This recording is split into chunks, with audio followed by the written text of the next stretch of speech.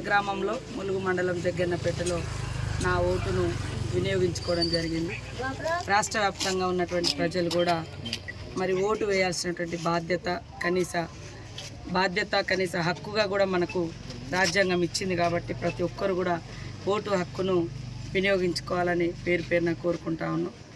ఈరోజు దేశంలో కానీ రాష్ట్రంలో కానీ ప్రజల మధ్య విభజన రేఖలు, విద్వేషపు రాజకీయాలు వచ్చిన తర్వాత మనుషులను సాటి మనుషులుగా ప్రేమించుకోలేని సిచ్యువేషను, గౌరవించుకోలేని పరిస్థితి కల్పించబడ్డది. ఒకప్పుడు మధ్యయుగాల నాటి మరి విభజన రేఖలు మళ్ళీ ఇన్నాళ్లకు ఈ ప్రజాస్వామిక దేశంలో మరి ఓటు బ్యాంకు కోసం సృష్టించబడుతున్నాయి.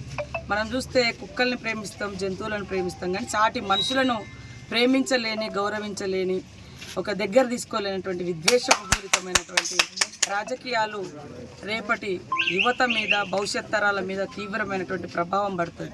కాబట్టి మా రాహుల్ గాంధీ గారు గత కొంతకాలంగా ఈ దేశాన్ని ఐక్యత ఉంచాలి, అందరూ కలిసిమెలిసి ఉండాలని భారత్ జోడో యాత్ర నిర్వహించడం జరిగింది.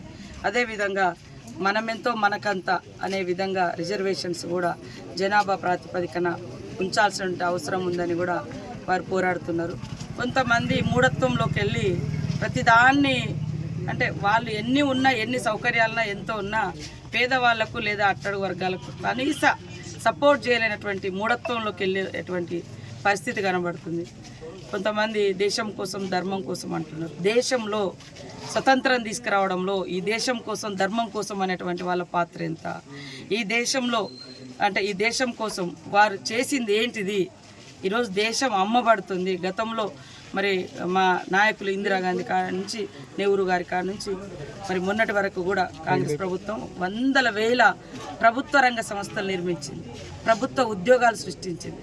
కానీ ఈరోజు దేశం కోసం, ధర్మం కోసం అని ఆదాని కోసం, అంబానీ కోసం దేశాన్ని తాకట్టు పెడుతున్నటువంటి వాళ్ళను విస్మరించాల్సిన అవసరం ఉంది. కొంత చదువుకున్నటువంటి వాళ్ళు ఇవాళ ఈ దేశంలో ఉన్నటువంటి వాళ్ళు ఎంతోమంది బయట దేశాలలో పోయి క్రిస్టియన్ దేశాలలో, ముస్లిం దేశాలలో, ఇస్లామిక్ దేశాల్లో ఉద్యోగాలు చేస్తున్నారు. కానీ ఇక్కడ మాత్రం విభజన రేఖలు సృష్టిస్తాం. అది కరెక్ట్ కాదు. కాబట్టి రాజకీయాలు క్రీడా స్ఫూర్తితోటి, ఒక గేమ్స్ స్ఫూర్తి, క్రీడా స్ఫూర్తితోటి రాజకీయాలు ఉండాలి. కానీ విద్వేషాలు, వినాశనకర విధానాలు తీసుకొస్తే దేశము విచ్ఛిన్నమవుతుంది. దేశం కోసం, ధర్మం కోసం కాదు, దేశం విచ్ఛిన్నమవుతుంది అనేది గుర్తుపెట్టుకోవాల్సిన.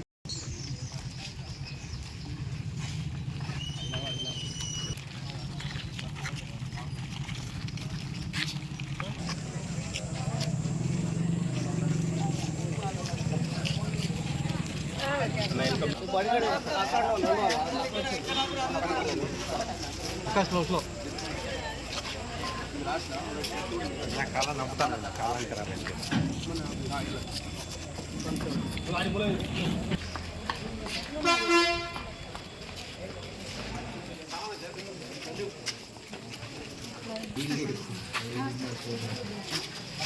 నమస్తే రమేష్ అన్న.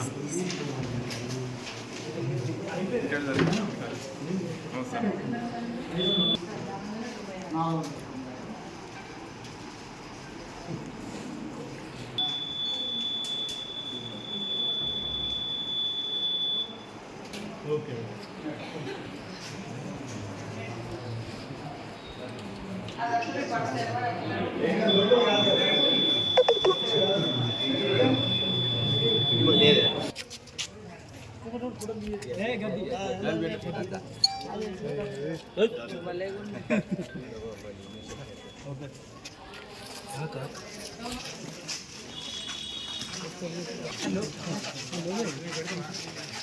అసలైన తొలి వెలుగు.